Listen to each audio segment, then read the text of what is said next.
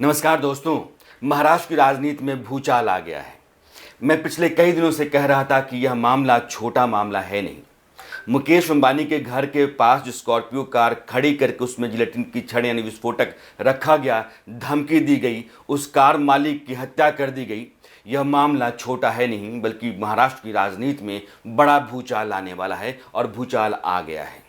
भूकंप है और पूरी राजनीति महाराष्ट्र की जो है वो लगातार हिल रही है।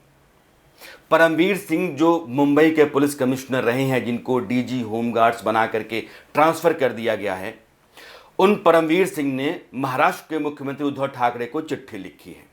उस चिट्ठी में उन्होंने एक लाइन यह लिखा है कि जो अनिल देशमुख राज्य के गृह मंत्री हैं, उनका दबाव था सचिन वाजे पर कि मुझे हर महीने 100 करोड़ रुपए चाहिए और कैसे चाहिए इसका भी उन्होंने तरीका बता रखा था। जो चिट्ठी परमवीर सिंह ने मुख्यमंत्री को लिखी है, उस चिट्ठी का ऊपर का अंश में आपको नहीं, उसकी ज़रूरत नहीं है, जो लब्बुलवाब है, जो मोटा हिस्सा है, बहुत ज़रूरी, वो मैं पढ़ के सुनाता हूँ और उसका तर्जुमा भी करके बताने की कोशिश करूँगा कि दरअसल परमवीर सिंह ने अपनी चिट्ठी में कितना बड़ा विस्फोटक भेजा है। At one of the briefing sessions in the wake of the Antilia incident held in mid-March 2021, when I was called late evening at Varsha to brief you, I had pointed out several misdeeds and malpractices being indulged into by the Honorable Home Minister. I have similarly briefed the Honorable Deputy Chief Minister, Maharashtra, the President of Nationalist Congress Party, Shri Sharad Pawar, and other ministers also about the misdeeds and malpractices. On my briefings, I noticed that some of the ministers were already aware about some aspects mentioned by me to them.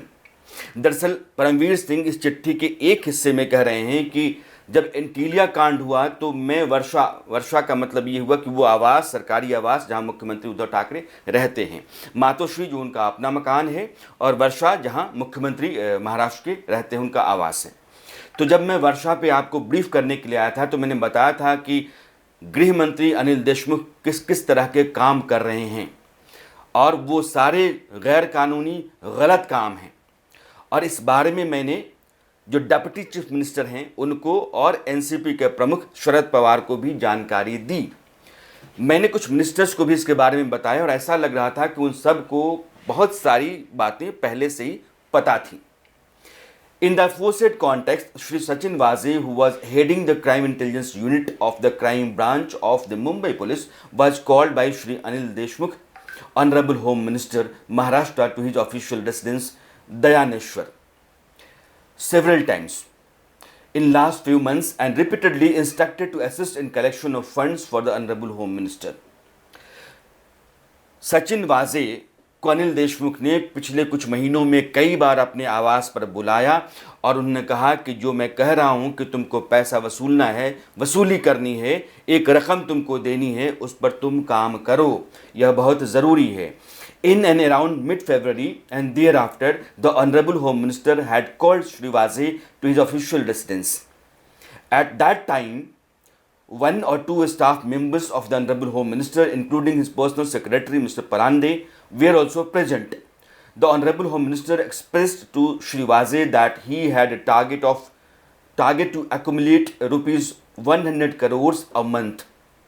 For achieving the aforesaid target, the Honorable Home Minister told Shri Waze that there are about 1,750 bars, restaurants and other establishments in Mumbai, and if a sum of rupees 2 to 3 lakhs each was collected from each of them, a monthly collection of rupees 40 to 50 crores was achievable. The Honorable Home Minister added that the rest of the collection could be made from other sources. एक राज्य का गृह मंत्री अपने police वाले को, crime branch में जो काम कर रहा है, एपीआई है, अपने सेक्रेटरी की मौजूदगी में और कुछ ऑफिशियल स्टाफ्स की मौजूदगी में ये कह रहा है कि आपको हर महीने 100 करोड़ का कलेक्शन करना है और 1750 बार्स हैं, रेस्टोरेंट्स हैं और बाकी सारे स्टैब्लिशमेंट मुंबई में हैं। अगर हर से आप 2 से 3 लाख रुपए लेते हैं, वसूलते हैं, तो यह 40 से 50 करोड़ की रकम बनती है। बाकी जो 40-50 करोड़ की रकम है उसके लिए आपको सोचना है कि किन किन रास्तों से उस पैसे को उगाहा जाए।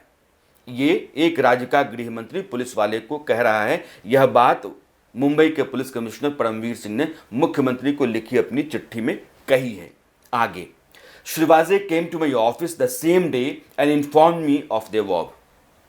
He was shocked. I was shocked with the above discussion was mulling over how to deal with the situation. Sachin वाजे उसी दिन, जिस दिन गृह मंत्री ने अपने घर पर बुला करके कहा था कि 100 करोड़ रुपए हर महीने मुझको चाहिए, मेरे दफ्तर में आए, यानी कि परमवीर सिंह के दफ्तर में आए, मुंबई पुलिस कमिश्नर के दफ्तर आए, उनको उस बारे में जानकारी दी और पूरी चर्चा की। A few days later, Mr. Shri Sanjay Patil, ACP, Social Service Branch, was called by the Honorable Home Minister at his official residence to hold discussion about the hookah parlors in Mumbai. The meeting was attended by other officers and Shri Palande, Personal Secretary, to the Honorable Home Minister. 2 days later, Shri Patil, along with DCP Bhujbal, were called at the official residence of the Honorable Home Minister for a meeting. While ACP Patil and DCP Bhujbal were made to wait outside the Honorable Home Minister's cabin, Mr. Palande went inside the chamber of the Honorable Home Minister and after coming out took ACP Patil and DCP Bhujbal on the site. Mr. Palande informed ACP Patil that the Honorable Home Minister was targeting a collection of 40 to 50 crores, which was possible through an approximate 1,750 bars restaurant establishments operating in Mumbai. I was informed by ACP Patil about the demand to make collections for the Honorable Home Minister. यानी कि गृह मंत्री अपने ACP social service branch के संजय पाटिल को और एक भुजबल साहब हैं, व्हाट दैट भुजबल साहब इज डीसीपी भुजबल, इन दोनों लोगों को बुलाया, कहते हैं कि भाई देखिए, यह जो मुंबई में पूरा धंधा चलता है, बार का, रेस्टोरेंट का, पब्स का, दारू का, इन सब धंधों से आपको पैसा उगाना है और आप लोगों को 40 से 50 करोड़ रुपए हमको देने हैं। The aforesaid meeting at the official residence of the Honorable Home Minister with Shri Patil and Shri Bhujbal occurred on 4th of March 2021. याद रखिए, 4 मार्च को ही मनसुख हिरेन को फोन आता है कांदिवली थाने से और वो जाते हैं, फिर घर नहीं लौटते हैं और 5 मार्च को मुंब्रा की खाड़ी में उनकी लाश मिलती है। मनसुख हिरेन कौन है? मनसुख हिरेन जो स्कॉर्पियो कार मुकेश अंबानी के घर के नज़दीक खड़ी है, उस कार के मालिक हैं। उस कार को खड़ा किसने करवाया? सचिन वाजे ने करवाया था। कार मुंबई मुकेश अंबानी के घर के बाहर खड़ा होने तक 18 फरवरी से लेकर के 25 फरवरी के बीच में किसके पास थी? सचिन वाजे के पास थी। मनसुख हिरेन की हत्या होती है 5 मार्च को, यानी लाश मिलती है। 4 मार्च की रात में उनकी हत्या हो गई थी और 4 मार्च को ही महाराष्ट्र के गृह मंत्री ने मीटिंग की अपने एसीपी और डीसीपी से कि हमको 40 से 50 करोड़ रुपए आप लोगों से चाहिए, हर महीने चाहिए।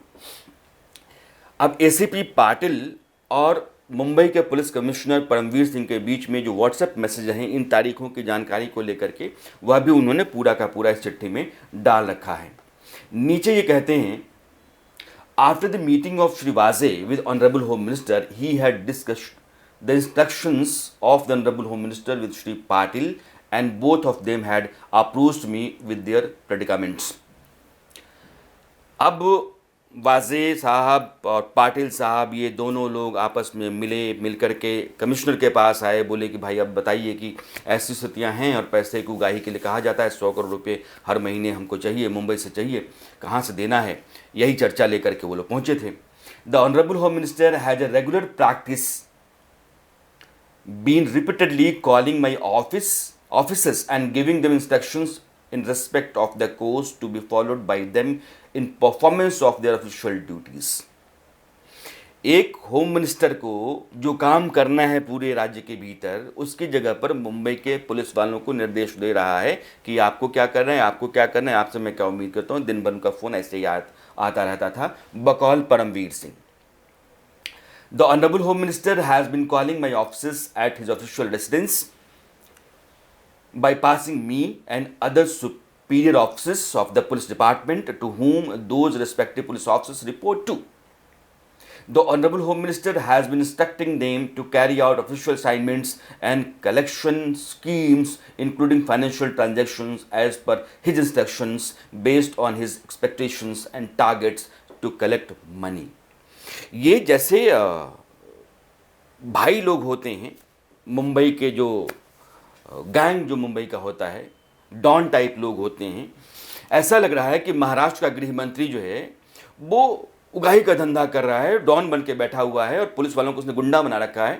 उसको लगातार फ़ोन करता है, जितने सीनियर ऑफिसर्स हैं उनको बाईपास करता है, जो पूरी हायरार्की होती है, जो काम करने का तौर तरीका पुलिस डिपार्टमेंट का है, उसको तोड़ देता है, ध्वस्त कर देता है, और सिर्फ पैसे की उगाही के लिए अपने मुताबिक पुलिस वालों का इस्तेमाल करता है कि हमको ये चाहिए, हम हमारा टारगेट मीट करो, हमको पैसे ला करके दो, हमको पैसे चाहिए तुमसे 100 करोड़ के आसपास चाहिए। यह चिट्ठी जो है मुंबई के पूर्व पुलिस कमिश्नर परमवीर सिंह ने महाराष्ट्र के मुख्यमंत्री उद्धव ठाकरे को लिखी है। इस चिट्ठी को लेकर के बहुत सारा बावेला है। अब यहाँ 4-5 सवाल उठते हैं। पहला सवाल ये है कि अगर परमवीर सिंह को यह जानकारी पहले से थी, यह जानकारी लाजमी है कि महीने भर पहले से है, अगर उनकी चिट्ठी का हवाला दे करके ही मैं देखूं तो उन्होंने उसी समय अलार्म क्यों नहीं बजाया। दूसरा ये है कि अगर एक गृह मंत्री अपने राज्य में इस तरीके से या शहर के भीतर इस तरीके से पुलिस वालों का इस्तेमाल करता है उगाही के धंधे के लिए, तो फिर मुख्यमंत्री क्या कर रहे थे। मुख्यमंत्री को अगर जानकारी दी गई थी इस चिट्ठी के मुताबिक कि मैंने आपको जब एंटीलिया कांड आया तो बताया था कि अनिल देशमुख क्या क्या कर रहे हैं, उनके कितने धतकर्म हैं, कितने कुकर्म हैं, कितने पाप कर्म हैं, और ये सब कुछ कर रहे हैं। शरद पवार को भी बताया। अब शरद पवार, अगर यह चिट्ठी सही है और परमवीर सिंह ठीक कह रहे हैं, तो फिर उद्धव ठाकरे क्या करते रहे सब कुछ जानने के बाद।